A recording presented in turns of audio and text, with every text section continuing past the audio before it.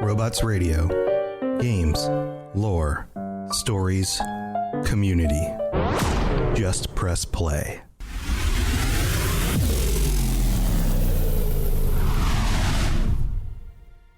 Welcome to the Fallout Lorecast, the podcast that explores the boundaries of our knowledge about the world of Fallout. Welcome back. This week we are getting back to the businesses, the pre-war businesses of Fallout. It's been a few weeks since we've talked about this. Last time I took some of the different newspapers and we talked about them instead of going alphabetically, but we're now back to going alphabetically through the list, and we're still in the C's. That's how many different businesses and pre-war businesses there are in the Fallout universe. This week we'll be diving into, well, some spicier topics, things like adult entertainment and a robotics company and a liquor company, some things that are going on, and some other mundane things like an apartment complex. But, you know, everything has its own little interests, and, well, as long as there's information about it, and some of these are only mentioned a little bit, and of course others go in much more detail. But I'm not going to take any more time on this intro. Let's get into it. Let's start out with Cambridge Savings and Loan. I know, exciting topic, but here we go.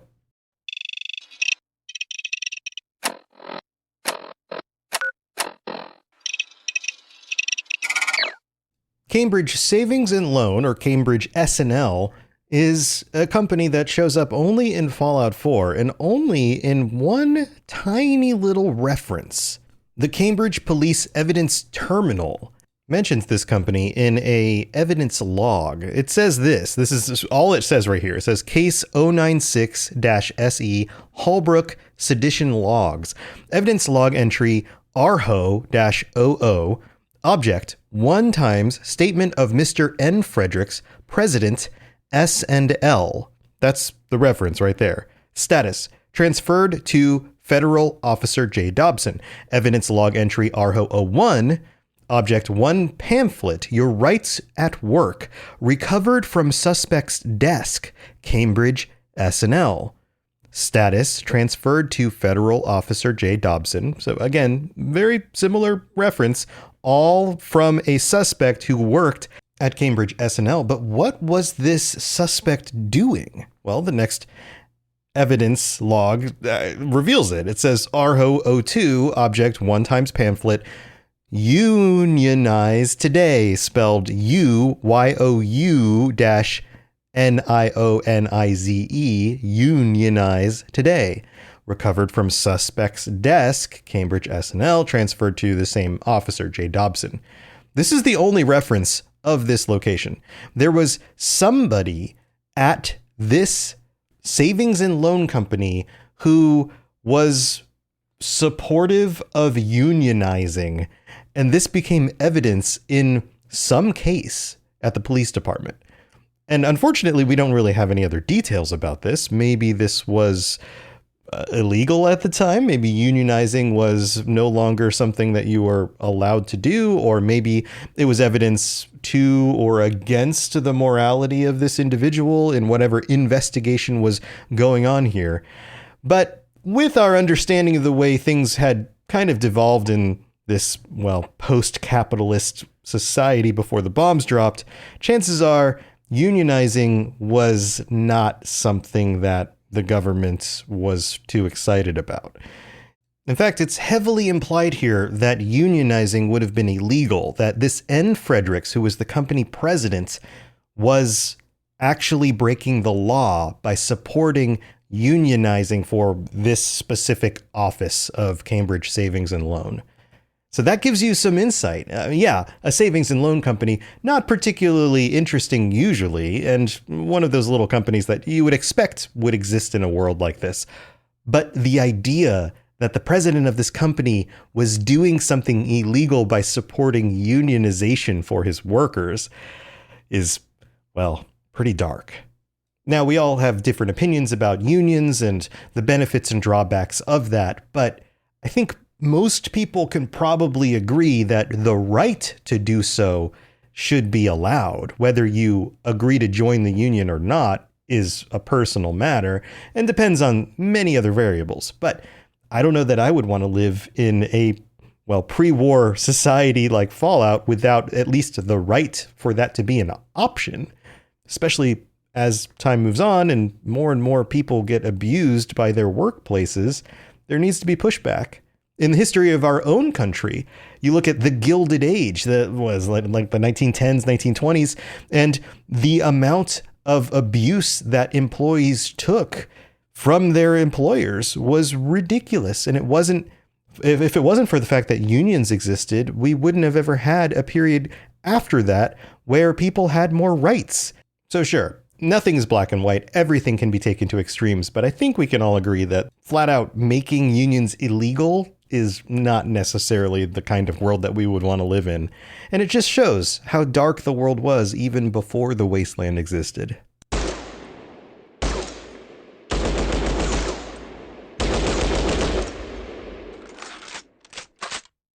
All right, coming up next on our list, you know when you are running around in Fallout 4 and 76 and you see typewriters everywhere. And I know I pick them up because they're very useful for the parts.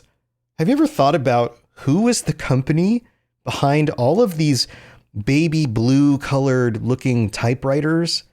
Well, the company is called Carlisle, Carlisle. They are the company that makes the typewriters. What do we know about them? Nothing. Absolutely nothing else. We just know that the name shows up on these typewriters, which has me curious.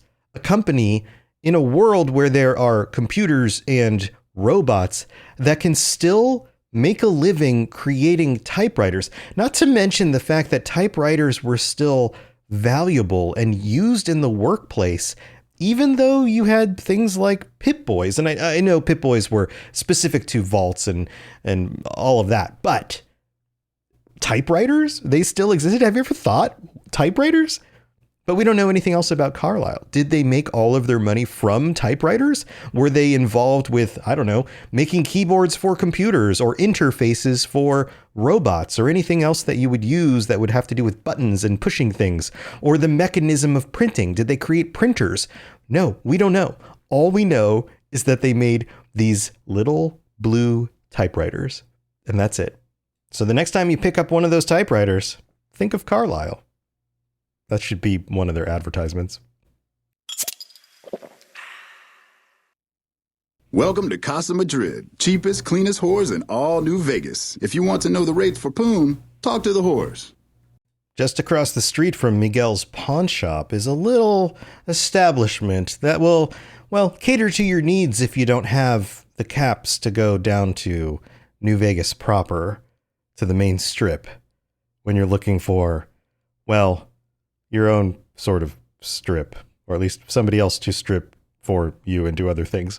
Wow, this went in a weird direction. Well, I mean, I guess you could also stay at Casa Madrid Apartments if you wanted to, rent out an apartment, but it is mostly known for the prostitution. And that is brought to us by Pretty Sarah, by the way. And, the cheaper side of things. So if you're looking for that poon, as the advertisement says, as read by Marco, he's the owner of the apartments and seems to have found his little niche in the market. People who can't afford a more sophisticated option in, well, adult satisfaction, we'll call it that. Well, then this is the place to go when you don't have the caps for New Vegas. But I don't know about you. I'm saving up my money for Gomorrah because it's just that much classier of an establishment. Wow. I'm not sure what else to say about this one, but there you go. So Casa Madrid Apartments, known for their quality, but yet significantly discounted whores. So while we're on the subject of adults' satisfaction and entertainment, let's talk about Cat's Paw. Now, adult things don't only occur in New Vegas, although they do significantly more than, say, Fallout 3 or Fallout 4. But if we go back to Fallout 1 and 2 and Fallout Tactics, you can find this little magazine with a kitty cat on the front called Cat's Paw. Now, Cat's Paw was the publisher of this adult magazine, and in the cover, and you have to go back to the old games, the graphics are very low quality. You don't see a woman who's scantily clad or anything like that. You simply see a picture of a cat, and you can read Cat's Paw on it. The rest of the text is too small to make out because the fonts are too small because of the size of the images back then. I mean, the whole thing is probably all of, 32 by 40 pixels, but it's also implied that there was a photography studio at the Cat's Paw brothel in New Reno. So this wasn't just a publisher of adult magazines. This company also, dabbled in some of the things that the apartment complex we just talked about would have also done at a much later time, because the time period changed between Fallout 1 and 2 to New Vegas. Now, what's interesting is that we don't come across any Cat's Paw magazines in New Vegas. They usually do such a good reference pulling stuff from the original series, especially since New Vegas was designed by many of the same people who worked on Fallout 1 or Fallout 2, but this doesn't show up in Fallout 4, interestingly enough. Now, this is a weird one because it does show up in Fallout 1 initially, and when you examine the item, it says, you have no idea, meaning like you don't really know what this is. If you examine it even more, it says, upon further inspection, you still have no idea what this is. The magazines show back up in Fallout 2 and are actually tied to two different side quests. The most interesting thing about these magazines is that there is a very special edition of the Cat's Paw, which is issue number 5. This is considered to be a collector's edition of this extremely rare issue. On the main one, you have just the picture of the cat, but on Cat's Paw 5, you can see, and again, it's such a small image. All you can see is Cat's Paw 5, and then the face of a person from like the side angle with their mouth open and maybe the top part of their teeth. It comes across in the image because it's all dark in the background. It looks like it's very dimly lit, almost like a vampire face, but I don't think it's meant to be a vampire face, and it's definitely not a cat. It looks more like a woman, and her mouth is open. But that's it. There's nothing else on there to imply what it is, other than the fact that, by Fallout 2, you know what this is. This is an adult magazine. And there is a quest line in order to find, 10 of these magazines and turn them in to Miss Kitty in New Reno. And that's how you get issue number 5. Now, issue number 5, you might be wondering, what is the benefit of that? Well, it includes in that issue an article about energy weapons. And by reading this article, at least reading the magazine, which includes this article, then you get 10% increase in energy weapon abilities. So in a very roundabout way, this is very useful for more than just adult entertainment and plays into the lore and the world setting and characters and quest lines in Fallout 2. So there you go. Cat's Paw, everyone's favorite adult magazine from New Reno.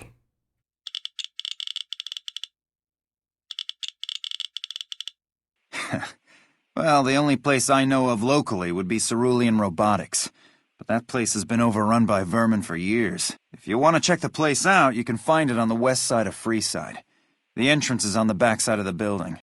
So I don't know if you've noticed a little bit of trend in this episode, but there's definitely another adult thing going on here with Cerulean Robotics. And that is the fact that Fisto, the sex bot in New Vegas, is located here. This is an explorable location. You go into Freeside in the North Gate, go past the old Mormon fort, you go under the broken highway toward the city wall and their little ruined store, and you will find this location. This is also the location where, funny enough, if you leave and Wild Wasteland is turned on, this is where Maud's Muggers, the 3 old ladies, will show up. That, of course, is a reference to the Hell's Grannies sketch from Monty Python. It's a classic. If you haven't watched it, go look it up. I'm sure it's on YouTube. It's pretty silly. Now, unfortunately, there isn't a whole lot here that gives us any real insight into what this robotics company was like. We know that there are a number of different robotics companies across Fallout, and we don't know what this one did. I mean, there's a Fisto robot, so maybe they worked on Fisto robots. There are 4 broken Protectrons that can be found there as well, and some other things that you can loot. But other than that, it doesn't really give us a sense beyond this being kind of a generic robotics kind of location. You can find lying congressional style on the floor. You can find some sunset sarsaparilla, some keys and terminal cards and things like that in order to access the different sections there. And this is part of the Wang Dang Atomic Tango quest, which has you going there specifically in order to recruit Fisto, in order to provide for the needs of different clientele. So yeah, it falls into the trend, which is so crazy because it's just coincidental. These are alphabetically after each other, and yet they all have to do with these adult entertainment topics. I don't know if that means I have to mark this episode M for mature or not. It's not like I dropped an F-bomb, but I mean, Fallout for the most part is an M-rated game anyway, so who knows? All right, let's move on to the next one.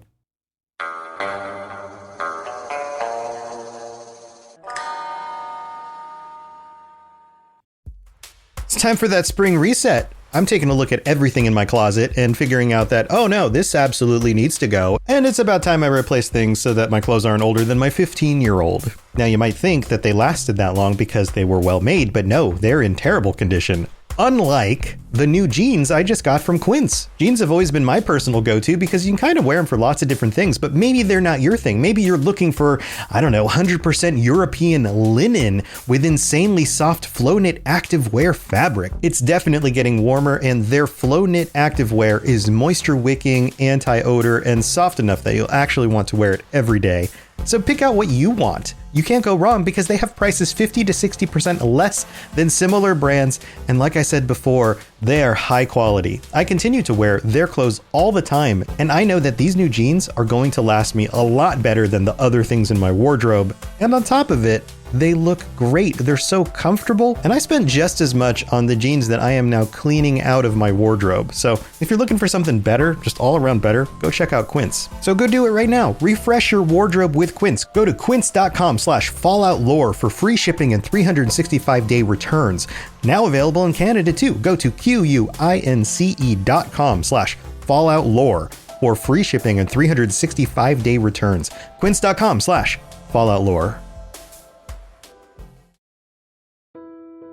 IPVanish protects every device you own. Your phone, your laptop, your smart TV. If it connects to the internet, it should be protected. IPVanish encrypts your connection and masks your IP address, helping keep your browsing private at home and on public Wi-Fi. And with no device limits, one account covers everything. Stream with added privacy, browse securely, connect with confidence. Online protection made simple. Right now, save 83% off the 2-year plan. Get started today at ipvanish.com/audio and take control of your privacy with IPVanish. So let's talk about Chase R&D, and there is another real-world correlation here. I think a lot of people know about how during World War II, the Nazis were issued amphetamines so that the military, the soldiers in the army, could fight longer and harder because they were all doped up on drugs. Well, something very similar happens in Fallout. Chase R&D shows up first in Fallout 3's Operation Anchorage expansion, and then also is referenced in Fallout 4. And they are known for the creation of Psycho. Described as Angry Juice, or the Big Red One, this is a military-grade performance-enhancing drug that was used by the military. How do we know? Because Chase R&D was owned and run by General Constantine Chase. He was a high-ranking general in the United States Army. So he's running this company that is designing and producing a drug that will make people more aggressive and more effective as soldiers, and then selling it to the military who he works for in order to up the ability of his soldiers. It seems like he's making money hand over fist. He's making money from the company that's making the drugs, but then also improving, and I'm putting this in quotes because who knows how long those drugs actually have a beneficial effect before they start to become very detrimental to the soldiers, but improving the effects of his own military force.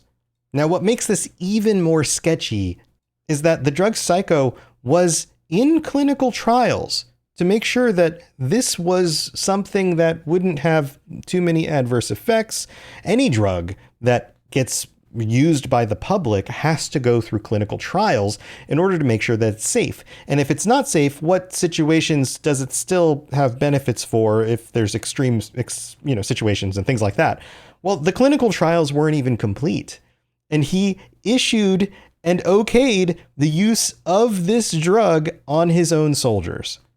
Now, we don't know a whole lot about the operations of Chase R&D, if they had many different locations or anything like that, but we do know that when they show up in Fallout 4, it's because they are connected to a criminal who simply goes by the name Joe Doe before the Great War, who was charged with trafficking drugs. This case includes 120 units of, and it just in Fallout 4 says, an injectable drug.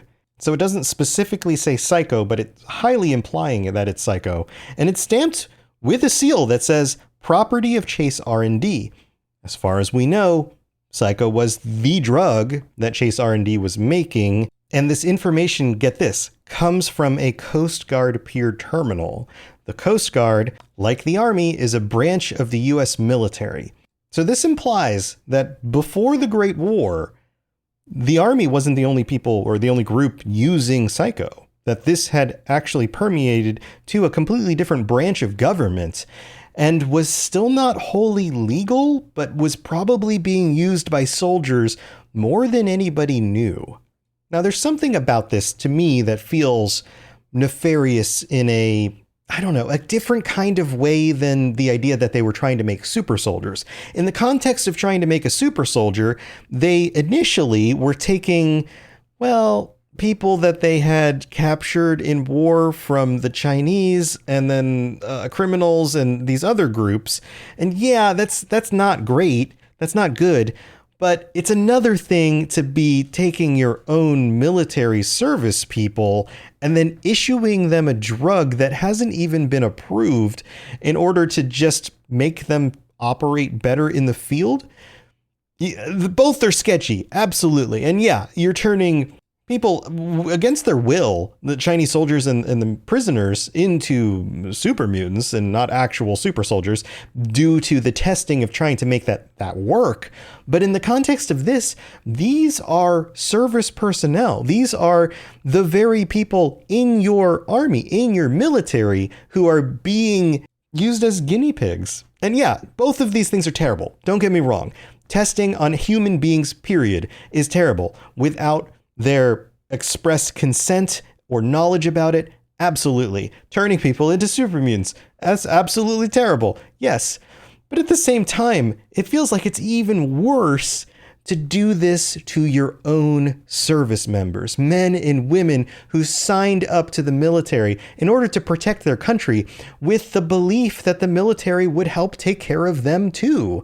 This is analogous to turning away veterans for their hospital needs, or trying out different kinds of solutions for them after they've left the service due to all their specific needs, PTSD, physical injuries, any of those kinds of things, without their knowledge of what is actually being done to them. That's terrifying, right? This is horrifying. And so when you come across Psycho in the games, think about Chase R&D and the fact that this was being run by somebody in the military who was responsible for the safety and the well-being of all of those people underneath them. It compounds into, there's multiple levels here, and all of it is absolutely terrifying. Now, we don't know, like I said before, any more about Chase R&D, how many different locations they had, what other kinds of drugs they may have been producing, or even other kinds of products. We don't know anything about that, but we do know that this is the origin of Psycho, and that office location is in the Capital Wasteland in Fallout 3.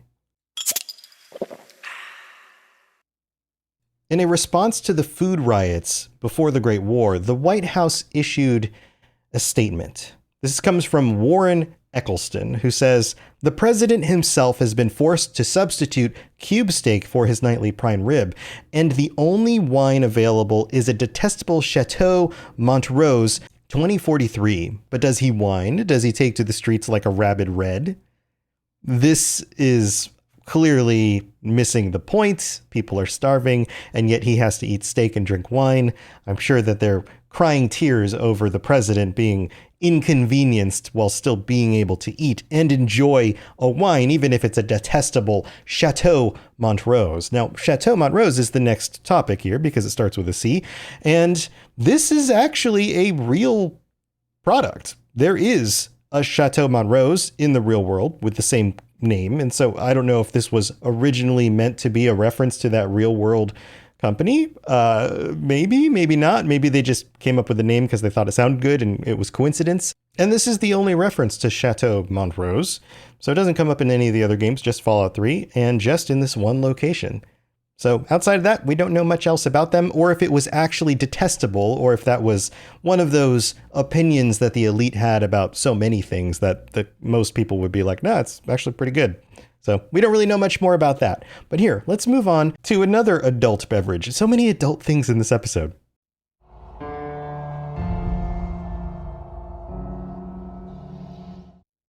All right, our final one for this week, cherry liquor. This is a liquor store. It's not a company that makes liquor. It's a place where you go to buy a variety of different drinks. Who knows? Maybe you can find the Chateau Montrose there, along with some other things. This is in New Vegas. There are 2 different locations, and you will know them by their fancy lit up signs where it says cherry liquor. Cherry's in kind of like a long stretched out oval kind of shape, and then liquor is underneath it real big. And then there's this like red, almost like a check mark. It's got that, I don't know, that 1950s kind of style Vegas lit up sign kind of thing going on with it. And these are just 2 different locations. Both are in Freeside. There's one over by the main road that kind of leads to the Strip. And then there's another one by the Atomic Wrangler Casino.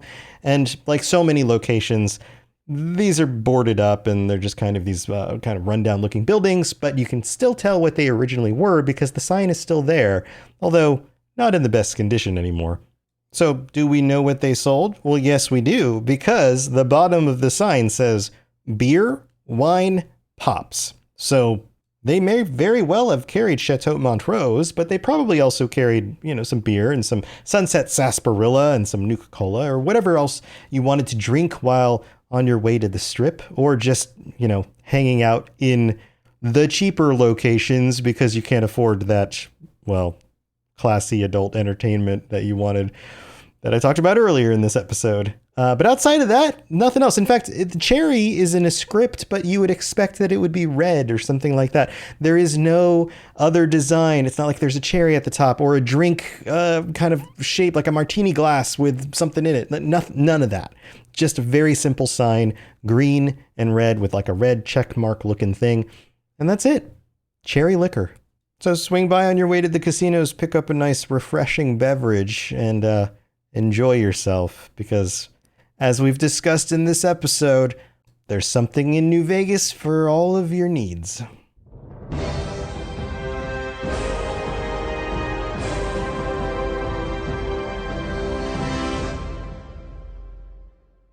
All right, I hope you enjoyed that episode. Lots of fun stuff and still so many other businesses to get to. Also, welcome to Brandon Mops. It's all one word. I hope I pronounced that correctly. Our newest patron, patreon.com/Fallout Lorecast, for ad-free episodes. And you get all sorts of cool stuff like stickers and t-shirts, or join us for our patron chats. And a big shout out to our current Sentry bot, Germinator. There's plenty of room for more Sentry bots. So if you'd like to get a shout out every week, join us over there on the Patreon and sign up as a Sentry bot. Also, we've got these 2 new reviews to read out. If you leave us a 5-star review on Apple Podcasts, I'll read these out on a future episode. This one comes from that a-hole in AR who writes 5-star review with words. That's right. Leave a 5-star review with words. Tom is one of only a handful of podcasts I've ever listened to, and it's certainly the best. Tom O'Robots is passionate and very knowledgeable about all things Fallout. I was hooked from episode 1 when I started listening a few months ago, and now I'm all caught up. The beauty of 1.25 speed. Yeah, I do the same thing, and I get it. Sometimes my delivery is slow intentionally, but if you want to speed it up, feel free to do so. This is the only podcast you didn't know you needed in your life. I was searching for a different video game podcast when the word Fallout caught my eye. Up to that point, I had played Fallout 3 and some of New Vegas, and I had since bought an Xbox 1 and Fallout 4. And between this podcast and Fallout 4, my interest in the series has been fully renewed. Well, thank you so much for that review. I'll just call you that. Also, this one comes from AC Fresh, who writes, new listener. I stumbled upon this podcast while looking for another and got hooked right away. I was currently playing Resident Evil because of the Resident Evil Lorecast, but jumped on Fallout 3 now. I love the story behind the first and second, but don't like the gameplay.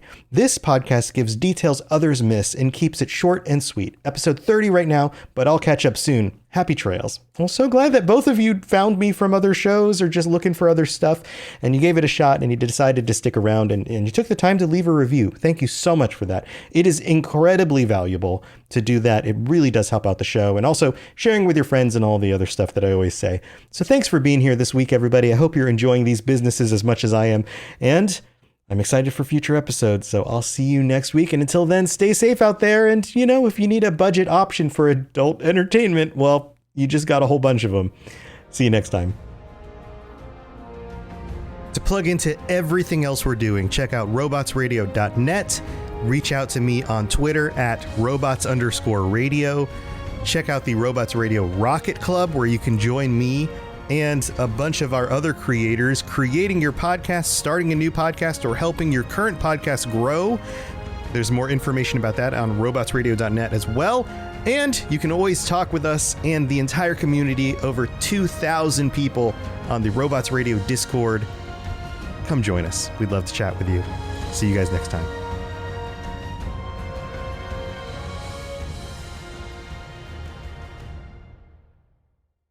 It's cozy season, and nothing compares to wrapping yourself in a Minky Couture blanket.